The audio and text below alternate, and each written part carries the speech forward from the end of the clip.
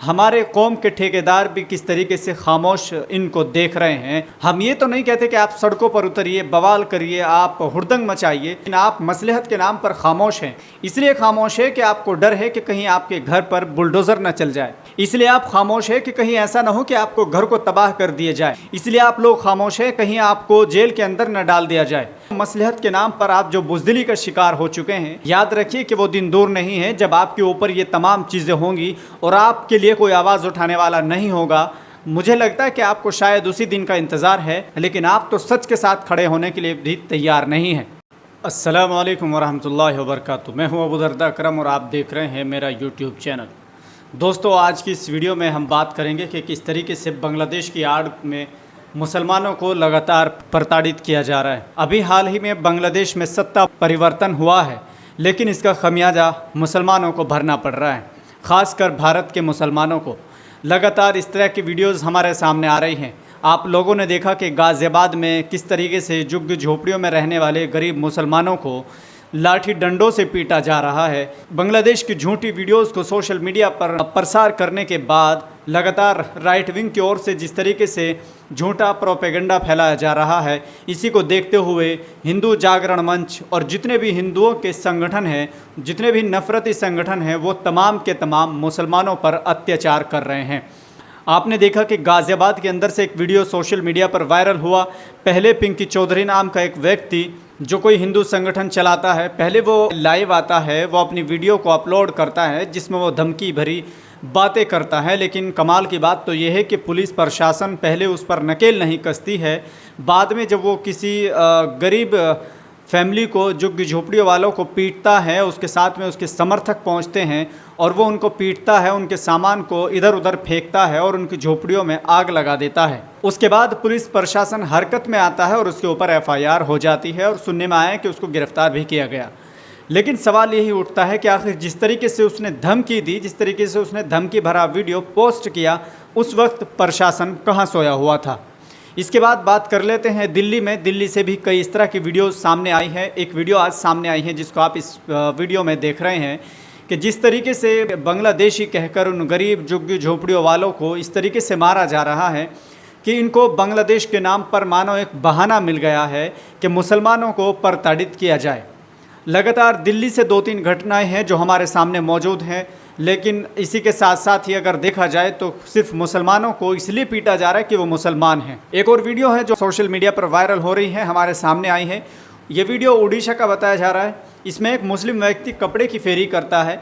इससे कुछ हिंदू संगठन से जुड़े लोग इनसे आधार कार्ड मांगते हैं। वो दिखाता है तो ये कहते हैं कि आप ओरिजिनल दीजिए। हालांकि वो आधार कार्ड इसके फ़ोन में है, लेकिन वो उससे बहाना बनाते हैं कि हमें ओरिजिनल चाहिए और इसी के साथ में वो उसका नाम पूछते हैं और उसको मारना पीटना शुरू कर देते हैं।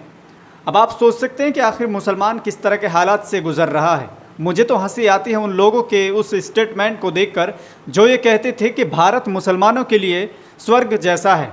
मुसलमान जितना ज़्यादा सेफ़, जितना ज़्यादा महफूज इंडिया में है, वो कहीं और हो ही नहीं सकता। हाँ, वाकई हो ही नहीं सकता। जिस तरह के हालात आजकल हम देख रहे हैं, इससे साफ़ हो जाता है कि आप जो बुज़दिली का शिकार हो चुके हैं, तो आप सिर्फ यही जुमला कह सकते हैं क्योंकि आप इनके लिए आवाज़ नहीं उठा सकते हैं। बहरहाल, अब सोचिए कि जिस तरह की घटनाएं आए दिन हमारे सामने आ रही है, लेकिन कमाल की बात तो यह है कि जिन लोगों को हमने झोली भर भर के वोट दिया, आखिर वो किस तरीके से अपने मुंह में दही जमाए बैठे हैं, किस तरीके से वो अपनी चुप्पी साधे हुए हैं। कमाल की बात तो यह है कि वो इन तमाम हालात को, इन तमाम घटनाओं को अपनी नज़रों से देख रहे हैं, अपने सामने होते हुए देख रहे हैं, सोशल मीडिया पर देख रहे हैं। इसके बावजूद भी वो आखिर बोलने के लिए भी उनके पास समय नहीं है, उनके पास टाइम नहीं है। जबकि हमने देखा कि जब कई लोगों के साथ इस तरह की घटना होती है तो बहुत सारे लोग सभा में बड़े दहाड़ते हैं, बड़े चिंगाड़ते हैं।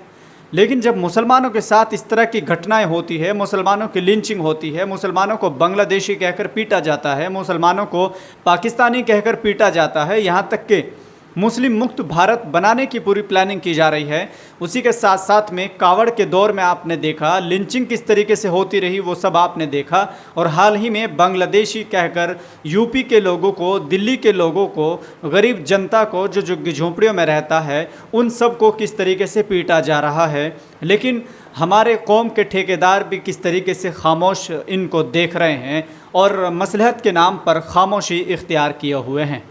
हम ये तो नहीं कहते कि आप सड़कों पर उतरिए, बवाल करिए, आप हुड़दंग मचाइए, लेकिन संविधान ने जो आपको राइट दिया है, संविधान ने आपको जो बोलने की आज़ादी दी है, संविधान के दायरे में रहकर आप अपनी आवाज़ तो बुलंद कर सकते हैं, संवैधानिक तौर पर आप अपना एहतजाज बुलंद कर सकते हैं, अपनी आवाज़ को उठा सकते हैं, लेकिन आप मसलहत के नाम पर खामोश हैं।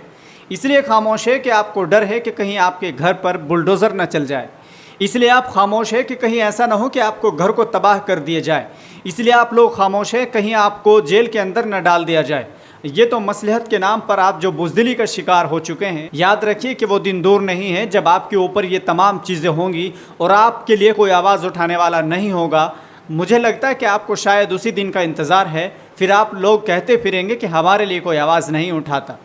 आज आप उन गरीबों के लिए, उन मजलूमों के लिए आवाज़ उठाने के लिए तैयार नहीं है। जब इस तरह का मौका आता है तो उसमें आप धर्म के सबसे बड़े ठेकेदार बनने की कोशिश करते हैं, मुसलमानों के सबसे बड़े नेता बनने की कोशिश तो करते हैं, मगर जब मुसलमान बेसहारा होता है, जब गरीब मुसलमान बेसहारा होता है, मजलूम होता है, उनके साथ इस तरह की घटनाएँ आती है, आपके मुँह में दही जम जाती है। आप एक लफ्ज़ भी उनके लिए बोलने से कतराते हैं। जबकि दूसरे समाज के लोगों को अगर आप देखेंगे तो वो झूठ के साथ खड़े हो जाते हैं और किस तरीके से वो तमाम के तमाम लोग इकट्ठा होकर झूठ को फैलाने लगते हैं, लेकिन आप तो सच के साथ खड़े होने के लिए भी तैयार नहीं हैं। ये कुछ चीज़ें हैं जो मैंने आपके सामने रखी है। वीडियो अगर आपको पसंद आए तो इस वीडियो को ज़्यादा से ज़्यादा शेयर ज़रूर कीजिए और उन बुज़दिल तक ज़रूर पहुँचा दीजिए जो मसलहत के नाम पर बुज़दिली का शिकार हो चुके हैं।